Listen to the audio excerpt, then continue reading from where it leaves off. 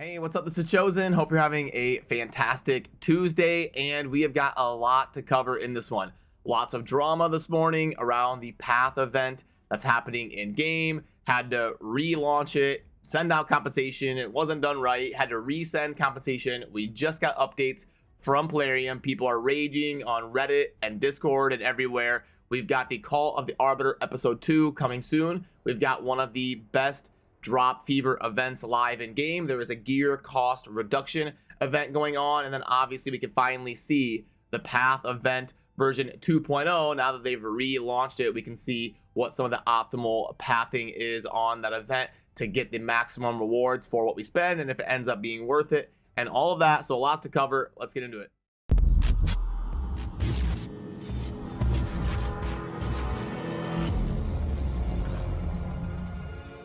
Alrighty, so the Anniversary Path Heroes Path event is live, and we're going to deep dive into some of the math and the drama going on there here in a little bit. But first, I want to cover the news happening in game and some of the things that have happened overnight.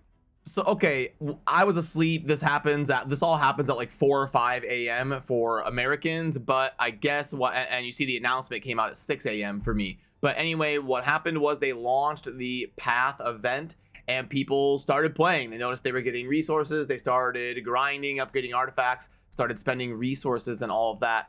And then Plarium had to take down the community event and relaunch it and fix it. And what they were doing was giving people silver in return for what they had already spent on their coins, but it ended up not being enough, and the compensation wasn't anywhere near proper, so people were raging all over the internet. But Plarium did acknowledge at the bottom about that resource cost and said they were preparing a fix for it, which I was waiting to do this video until that fix went live, and it just did. Because we just got this one here a few minutes ago, and it said due to a visual issue, they had to restart the event, and then they are going to reimburse the anniversary coins by returning them back to you in the restarted anniversary event. Now, again, this all happened while I was sleeping, so I can't confirm if the compensation is fair, but it looks like they are doing it right, because you can see it says 1 to 500 means you just get 500. So even if you had 10 points, now you get 500. So I like how they're doing that in a tier layered system, because it's a way for people to get free compensation based on a kind of the trouble that everybody had to deal with the resetting and the stress of like thinking they lost all these resources. So definitely an unfortunate thing that kind of happened here to start the day, but I do like, as long, you have to let me know down in the comments if the compensation worked, like if you had points, and because I didn't have any points yet, I wasn't playing yet for the day. So you have to let me know if the compensation ended up working properly. If it did, I kind of like their solution here of the tiered solution to give out some free resources to people as long as they hit like the minimum of a certain threshold. And like I said, we'll go over the points and the math and all of that stuff here pretty soon with a dedicated breakdown, but I do also want to keep you in the loop for the news going on. We're going to be getting the Call of the Arbiter series launching in under 2 days, where we get the episode around Chaos, so we'll dive in to some of the Dark Elf lore. This weekend is probably, we haven't got confirmation, we'll get confirmation like tomorrow or Thursday on if this weekend is going to be 2x Sacreds. I anticipate 95% chance this weekend is 2x Sacred Shards, and then we'll have to see if they like do a Michinaki type of event where it's 10k summoning points, or if they do a 10x for certain champions, and if they double dip something for it, but most likely prepare yourself for 2x Sacreds. Also, there is a brand new batch of clan quests, so make sure you jump in and do the system according to what your clan does for claiming some quests. And then you'll also want to make sure that you're spending your Hydra keys if you're end game enough to hit the Hydra, because that will be resetting at the end of the day. So also CVC, before we jump into the event, CVC is going to be launching in exactly 1 week from now. Again, similar to the Sacred Shards, we think we can predict them, but it's like a 95% chance that we'll be getting a CVC in exactly 1 week on next Tuesday. So for the tournaments that are happening right now in game, there is going to be a dragon tournament featuring only champions from the Banner Lords. So I may throw up a fun video here on the channel showing which one I am going to use. And in case you're curious, there is that 3x dragon event going on right now for today, which is super important because it's one of the better gear grinding events where you have a 27% chance to get a speed drop every single dragon run that you do. but the Bannerlord tournament is not going to be double dipping with it because it will be, although I mean, I guess you'll have it for a little bit. It starts in 1736 and then the Drop Fever ends in 1934. So that's, I mean, I guess the minutes are even off. So yeah, it's a little bit wonky. There'll be a small, tiny window where you can double dip, but you can't really double dip much with the Dragon tournament, unfortunately, because right now there's an Ice Golem tournament. Now, I don't anticipate the Ice Golem getting much love right now. This will be one of the easier tournaments that you've ever been able to win in Raid Shadow Legends. Look at this. The leader of my group is 850.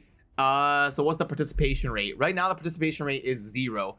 I usually call the participation rate the percentage of people in the group above 1,000 points, and right now it is 0. And that is super rare. That never happens, but it's because the rewards are meh, and there is also one of the better events live in game with the Dragon Speed Fever drop event. Which brings us into the events tab, and the only thing live is currently the Anniversary Path event. And now we can dive into some of the numbers and the stuff behind this. So what you're going to want to do, the first decision you want to make is you want to choose between Septimus and Baron on which avatar you would want the most. The avatar obviously is that thing that goes up on the top left. You can see where I'm using Supreme Elhain. And when you change your avatar, if you unlock either one, like the Baron or the Septimus, it'll show up here as a choice for you to use as your avatar. I end up using Baron a little bit more. He's like in my speed Doom Tower teams, and use him a little bit in PvP. Once you're endgame and you're not really using the Septimus as often, I do still use him for like Minotaur runs and stuff like that. But for me personally, I went ahead and went with Baron because I'm lucky enough to have him as a Void Legendary. But again, the first decision you got to make is Septimus or Baron, and then unlock that first key and start heading down that side. Now, after that, the goal is probably to scoop up these coins right here and then get to the Eternal Soulstone. So what I would personally do is go down this right side and work my way over to the Eternal Soulstone. If I was going to go hard in the paint for this event, that's what I would do. You can also kind of swing on over here and jaunt towards the middle and then scoop up the Void Shard. And when you go down this far right side and then come towards the middle to get your Eternal Soulstone, it's super unfortunate that they have a chicken right here for 9,000. That's insane. But anyway, you got to pay the 9,000 to get here, and it's going to be 41,500 points to go down the right side and scoop up the main reward, in my opinion, which is the Eternal Soulstone. And if I put myself away, you can see that you're going to be getting points for this. You're going to be acquiring that 41,500 by either getting artifacts and accessories, so doing dungeon runs, campaign runs, or even spider runs. And then you can also get points by upgrading those artifacts and accessories. And then for the event info, I would say, like, for the average end game player, you're going to be getting about 35 points a run, somewhere in there. You know, you're gonna get some, like, depending on what stage you're gonna run, it's gonna change a lot, but I would guess you could book about 35 per run when you're grinding up the dungeons to now that's dungeons, not campaign. And then for upgrading artifacts and accessories, it mostly scales pretty decent. Is there something, I mean, upgrading, it'd be a good time to go through your account and figure out what you want to keep, like upgrading a bunch of stuff to level 12, but the points do scale pretty decent compared to 12 and 16. So it's pretty close, because typically when we go from 0 to 12 or 0 to 16, it's about 5 or 6 times the cost to go to 16 instead of to go to level 12. And the way they're kind of structuring it is that the points are pretty comparable to the silver cost invested on average over the course of a large sample size. So what I would do is go through your account and make sure you have everything that you can afford upgraded to level 8, level 12, so you can start going through your account and figuring out what you want to keep or not, so that you can keep your life from getting miserable and having your full inbox of 300 items in there and not knowing what you should keep and all of that. I like to always, if I'm going to keep, like if I get a good drop in a dungeon, I like to upgrade it to level 8 or level 12 right away, so I can see, is it a piece that's rolling double speed? Is it a piece that hits a flat stat and I'm going to sell it? Is it an amulet that hits that could hit triple accuracy? These are the things that you need to know when you're kind of whittling down your account and really trying to figure out your gear management over the long haul. So if I were just doing a little bit of napkin math here in the daily wrap-up video, I'll try to get an article done today. Life is stressful right now with Diablo 4 coming out this week, so lots of stuff going on. I'm trying to run a team and grind that game as well. But just doing some quick math for you here on the video, it's going to cost about 100 million silver to get the 41,500 points to go down this right side. If you take the path that I was talking about, to go down the path and get to the Eternal Soul Stone. So 100 million silver for an Eternal Soul Stone and some of the random resources you're kind of getting on the way. So what does that end up being on the offer calculator? 100. And then, okay, so 100 million right there. And then the Eternal Soul Stone.